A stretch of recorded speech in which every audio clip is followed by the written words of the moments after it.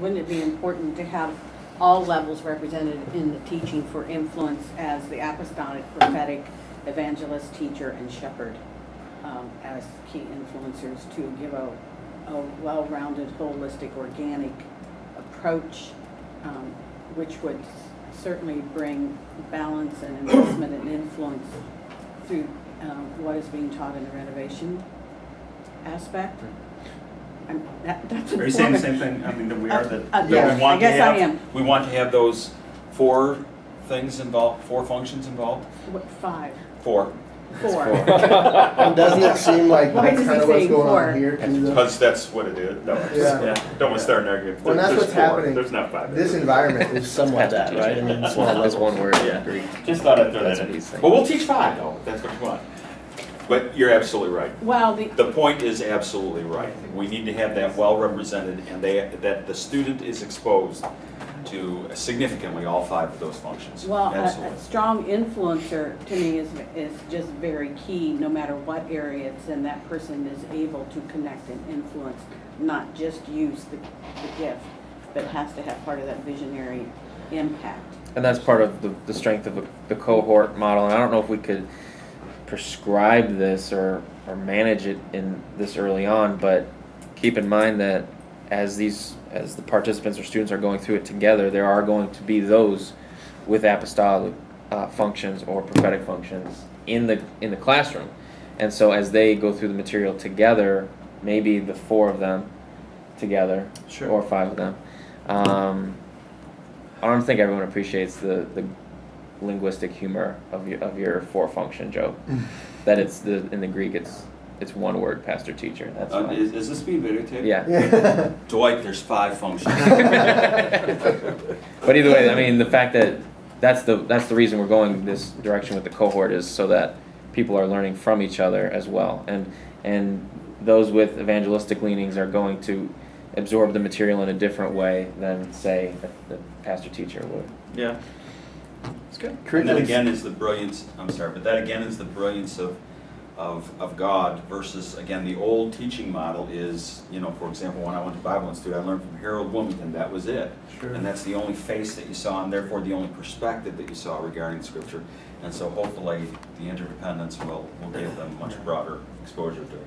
And you also have not only just who's influencing the curriculum, but also, I mean, you're recommending all these books by different people with different giftedness and different approaches. Because we're talking about influencing, I'm gonna go back to my question. Who are these folks influencing? Who's the typical person that takes these? Now, for the last 10 years, Yeah. okay, wide variety of age, and obviously for the most part, the folks that would be on the north end of 50 or the south end, whatever ends that would be, will probably take it just because. Was going like that. Was the wide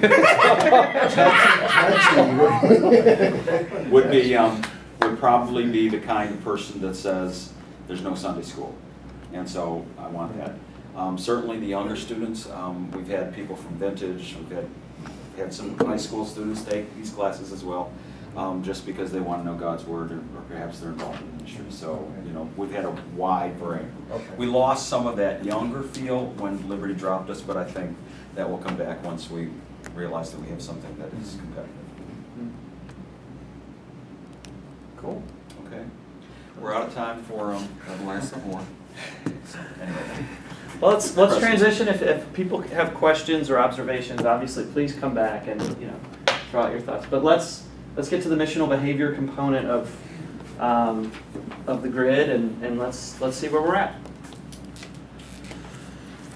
This could be seen as a positive or negative presence. Obviously, if we're pulling people away from any exposure to the community for 2 hours every Monday night, that's time that they're not out there with their families or out in the neighborhoods and stuff like that. And so we have to make sure that is worth it. That it makes a difference in the way that they are present through the rest of the week. And again, we have seen that. We've all seen that, where we feel like we're pulling people here, and whether or not they're really making a difference out there. So that's something we always have to be. It's largely going to depend on how people manage their time themselves. you know, we can preach it till we're blue in the face that, you know, this isn't just about dumping in head knowledge, but it's kind of largely up to the individual to make their schedule. And Dan, in terms of presence and proclamation, you know, I grew up in a denominational church, and there was nothing other than Sunday morning and Sunday school. It was a very narrow, constricted sort of opportunity to learn and to grow, and it didn't have this perspective at all. It was not about, you know, learning, going deeper yourself and getting equipped to go deeper. It was purely listening to someone else and not being personally prepared. So I think presence and proclamation, I think this changes or helps me expand the idea of what the church model is. You know, it's not just Sunday morning, it's not just Sunday school class, it's independent study, it's teaching, quality teaching, and the proclamation coming out of that is a very helpful tool for all of us, because it expands beyond, you know, the typical, and I'll say denominational approach to what church looks like. And I think similar with what you're specifically talking about there, similar to this balance of pre-existing commitments and things, just those involved having that mindset that, hey, if you engage in this, you may have to, some kind of intentional statement somewhere, or just people being aware of it. You know, you may need to back off other areas while you're in this season. You know what I mean? This, again, like you said, you don't know everyone's life, but you know that may be the time when they're not involved in lifelinks or another Bible study or something else, so that they're going to be cohorts already. They're developing that community with those people. We've got obligations out there. Just that intentional reminder, hey, you know, if this takes you away from being present, that's not the goal. I think it's a good point because, you know, I wasn't here when Skip, I think, had done that grid of like the potential hours that someone could commit to a week at the chapel just being on campus. It was an exorbitant amount of time.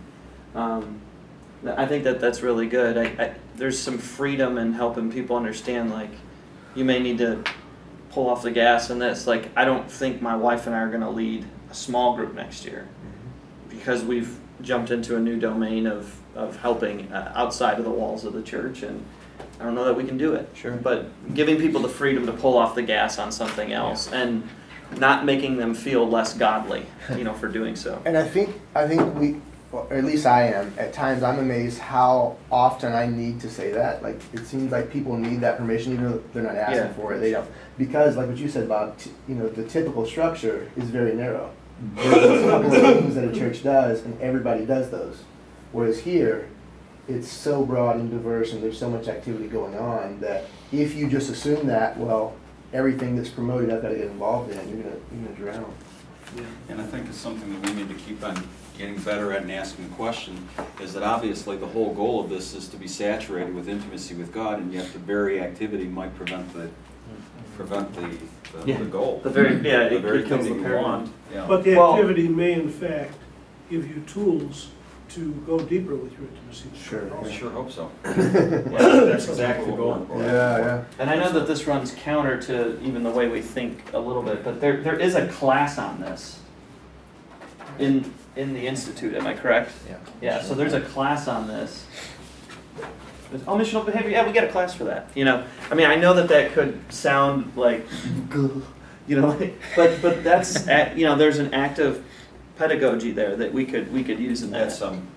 That's that's the reason why we structured the classes the way we did, that they are actually taking them in this order, that they start off with spiritual formation and then they move right into missional thinking and behavior, so that drives the rest of what they do. We don't start off with Old Testament, we start off with those two things. Pardon me. As they develop in the intimacy with God, starting out with just, you know, coming to know Jesus, getting the basics, essentials of who Christ is in them, and then they learn and they're more transformed through that intimacy of God, they should also be getting a worldview that then motivates them through the will of God to go and do, whether it's here locally, missionally, or other place. So intimacy with God takes you clear through the thing of the motivation of wanting to reach the world and evangelism, and should bring about then proclamation and saturation. My brother has a really good counseling paradigm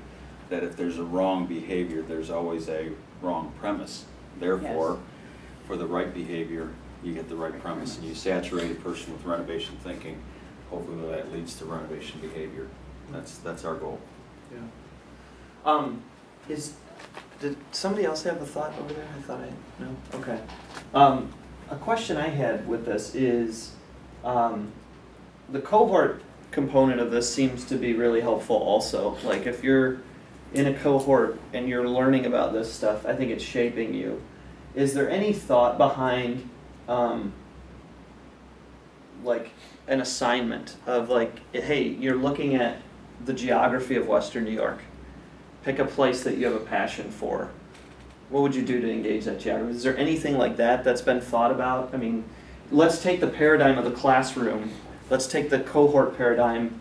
Is there a way that even we could learn new ideas from people as they're trying to think about Niagara Falls or North Tonawanda or Gowanda or fill in the blank? Does that make sense? Well, absolutely, and I think the person who's teaching missional thought and behavior class probably will come up with that assignment. Okay. That's you. I mean, that's a great assignment, absolutely. Okay. Those kinds of assignments are exactly what we want. Make it a lab. Absolutely. Practical Absolutely. lab. Absolutely. That'd be probably like the first classes on missional behavior I show. What are you doing here? You failed. If you showed up, you failed.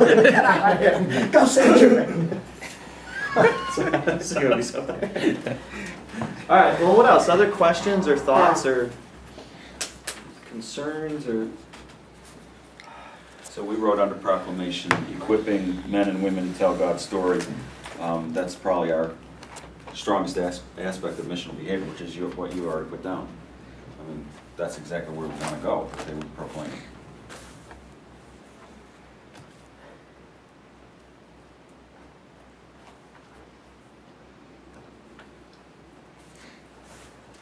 And not just personally either. I mean, if pastors and ministry leaders are involved, I mean, we're talking about transforming the Sunday morning landscape in our region. Yes, that's good. I'm gonna put that as a whole.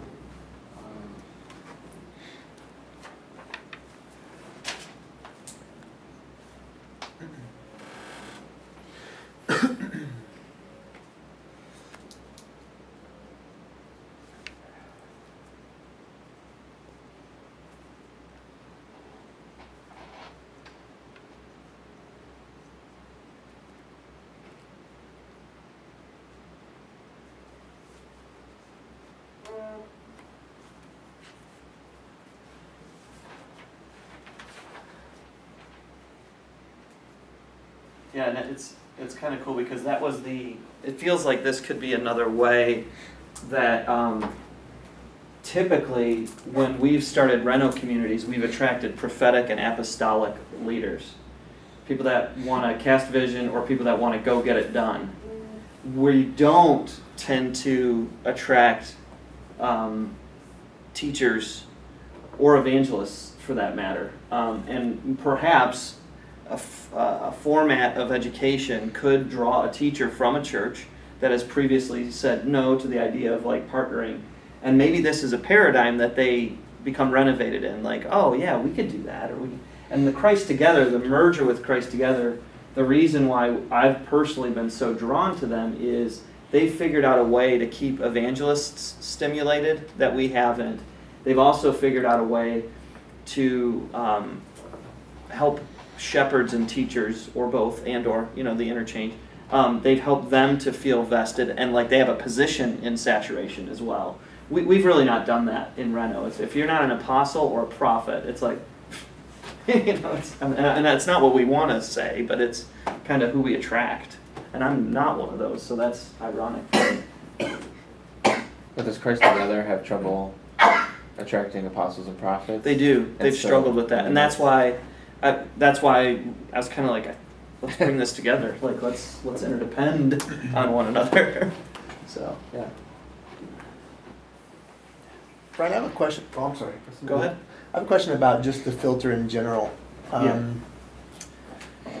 Like I know, like saturation, I think is one of those that, like, to me, I go, yes, saturate, Yeah. But I think on this filter, it's where I get the most fuzzy on, like, how would you actually process, like, what goes over there beside that? Is it just kind of past wins, like here's ways we've seen that saturation has taken place? Because it seems like saturation is when those things are happening Yeah, the top two. all over the place. I don't know if there's any kind of insight, because I'm kind of getting stuck there on what kind of things should I Yeah. be thinking. That's really good, actually. In my head, where I go with saturation is like the Go Project. So, there's now 4 of those that are active in the United States, where churches have come together.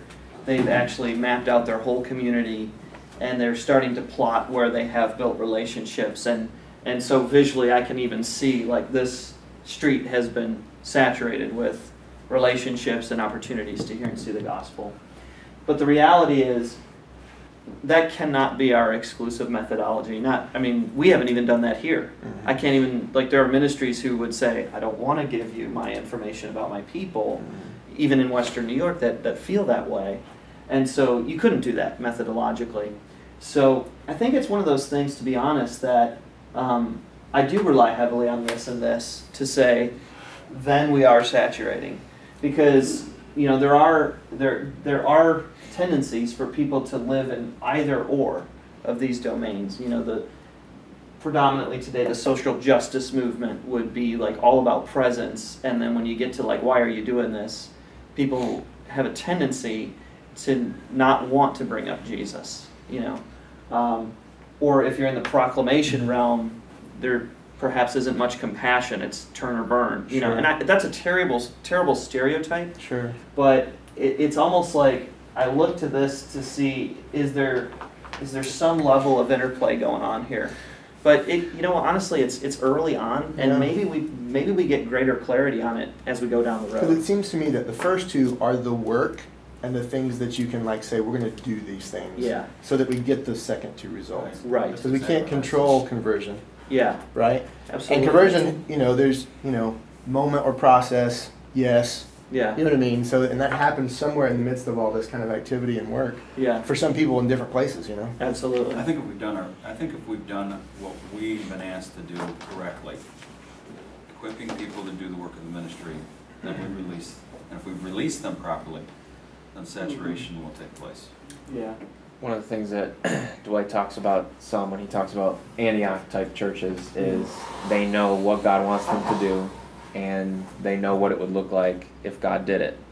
And so when I come to saturation, I think about, all right, what would it look like if God took this and did what he wanted with it?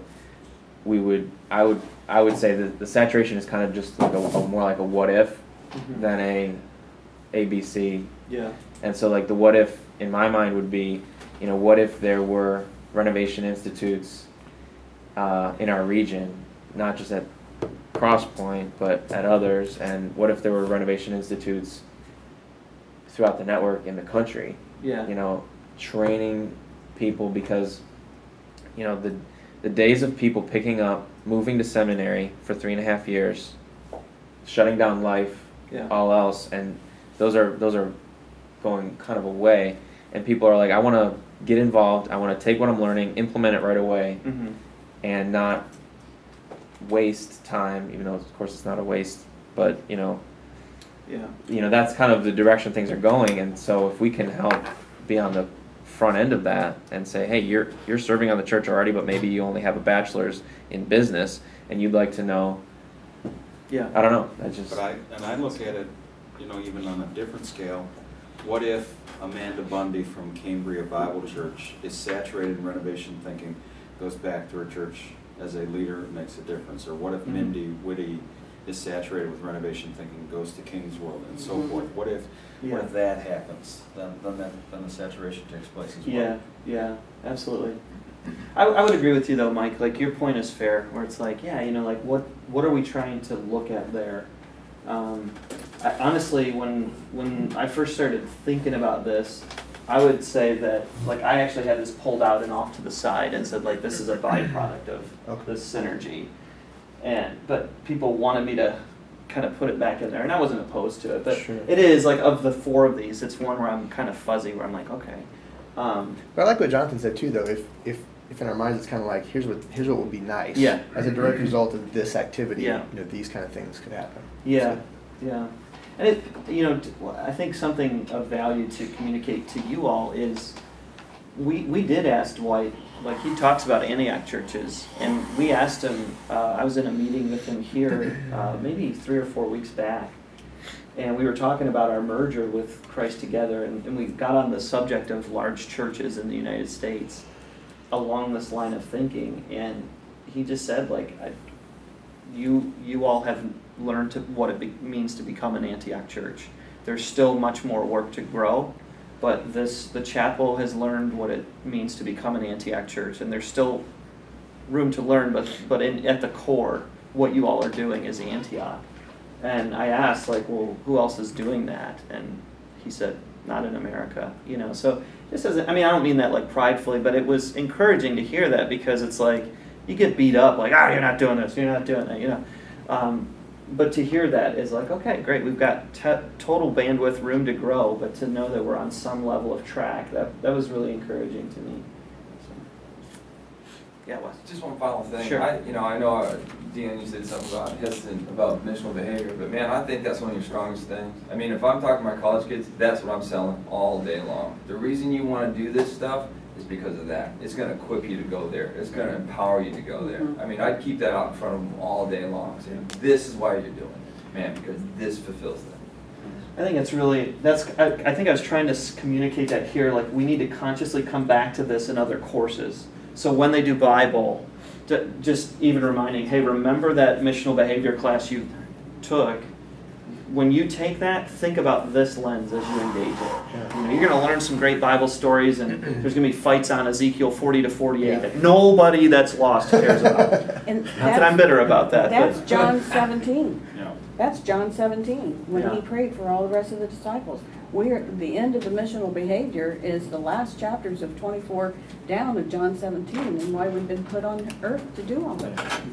And what we want to do is we Yeah. want to reshape the Bible survey classes so that they are in line with, that is, missional behavior is the lens by which we are going to study the Old Testament and New Testament. That's great. Yeah. That's great. That's encouraging. Dion, is there a way where, very specifically, because of the cohort structure, where you have an aspect of an assignment within each that is focused in on missional behavior? So, you know, I've got a group of 4 people that have them do something that's constantly, reintegrating that back into the Absolutely. So you're saying even, not just in the initial behavior not class? just a missional, Right, but absolutely. every course. Absolutely.